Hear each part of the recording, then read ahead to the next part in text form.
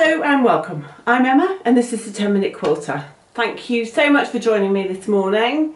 Welcome new subscribers, we've had a few, so hi, welcome to the madhouse. Anyway, yeah, I did warn you, didn't I, that I was going to be a little bit absent over the next couple of weeks while I was quilting my Festival of Quilts entry, and we're nearly there, so that's good. Note to self, finish the quilt first and then think about entering it into a competition rather than the other way around. Really don't need that sort of stress in my life at the moment, actually. But we're getting there, so that's really good. Festival of Quilts is the UK's largest quilt show, which takes place on the 3rd to the 6th of August at the NEC in Birmingham. And if you get a chance to go, I would. It's brilliant, really, really good. A bit overwhelming for a day. If you can perhaps stretch it over to 2 days, then I think that's really well worth trying to do if you can.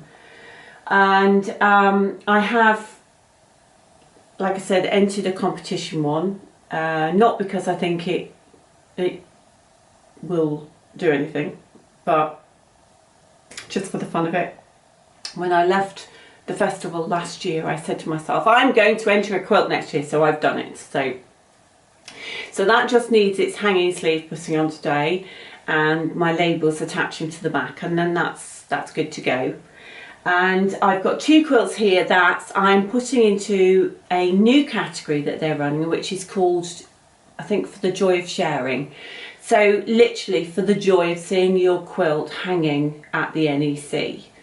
And I finished, these 2 are finished, they were already done, but I know that they're nothing special. One's a bought pattern, they're both finished with pantographs, you know, so they're not really special quilts. They're not worth putting into a juried competition, I don't think. But I just thought it'd be really nice to see them hanging actually at the festival. So I just thought I'd show you them very quickly, or talk you through them before I package them up ready to go off to the show, and then I will take some photographs when they're hanging so that you get to see them as well. So the first one, and I will put some proper pictures in, but the first one is it's an Alaska rainbow quilt, which is a bought pattern by Laundry Basket Quilts. I think that's right. Laundry Basket Quilts, and it's a project that I did with a group of friends all over the world. I don't think it was lockdown year. It was. Maybe it was the year after that, maybe. Anyway, we did it through the month of June to celebrate Pride Month, and we did it as a rainbow. And we were doing, I don't know if you can see, but there's a number of blocks. So this is one block here. There are lots of different styles of blocks. That was the more basic one. This one's got, I don't know if you can see, but it's got the diamond just in there, and then you've got lots of different slightly more complicated variations. And we were doing 4 blocks a week, I think that was what we said, and it's a rainbow, and it sort of radiates out from the centre, as you can see from the photographs. Now, I think, as we've already established, I don't really do bright rainbow, but I still wanted to keep it in the rainbow theme, so I did a more muted. There's a thing with me, have you noticed? It's muted, a muted rainbow.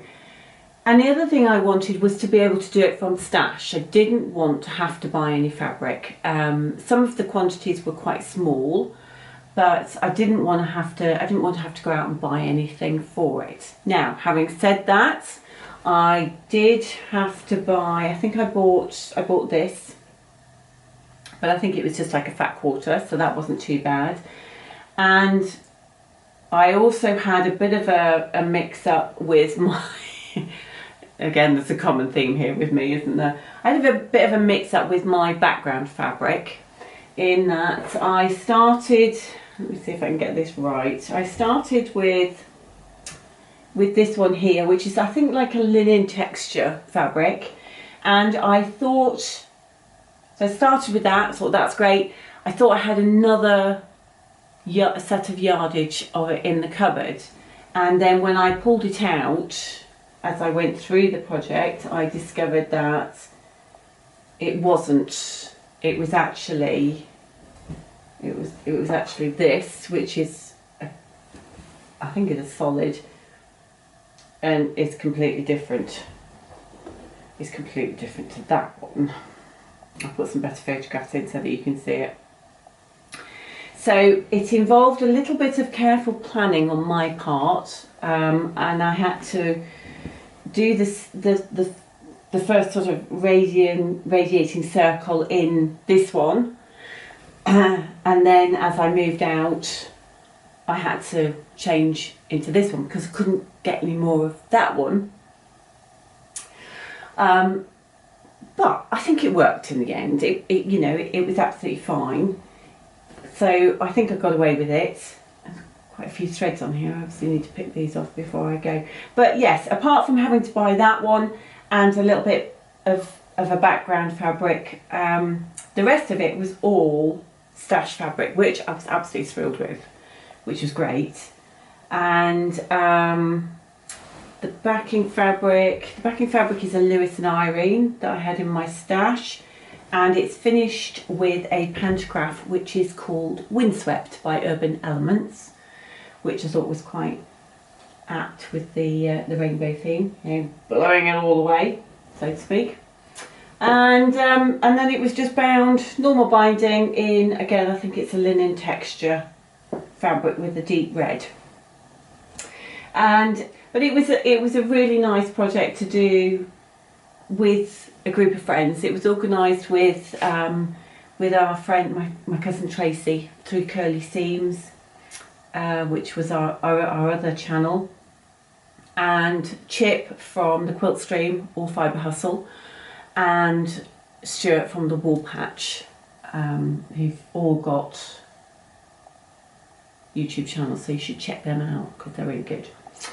So yes, I think it'll look nice hung up. I think it's one of those quilts that looks better, from afar.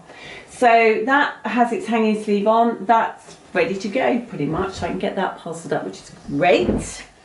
And then the second one is, I've called this a block of spice. Hopefully you can see why from the photograph. This was a sort of like a sampler quilt that I designed on EQ8, and I ran this as a block of the month for my classes. Again, it was around lockdown time, but I'll double check the year of it. So yes, it's just a variety of different pinwheels, different blocks. Lots of negative space and different size blocks as well. And again, this was one that was made from stash, which I really like. Again, there's lots of threads on it that need picking off. And again, this was done with a pantograph, and this is called Ripples, which again I think I got through Urban Elements. I'll put a link down to them down below. And then it was bound using a faux piping method, which I thought worked really nicely. Actually, I think it sort of echoed that inner border quite well. So there's a variety of different fabrics in there, from grunge to linen texture to a bit of stash fabric that I have no idea what it is, and then the backing. I found the backing I think at Malvern Quilt Show, but I thought that tied in really nicely. My own design, which is even nicer really to see that.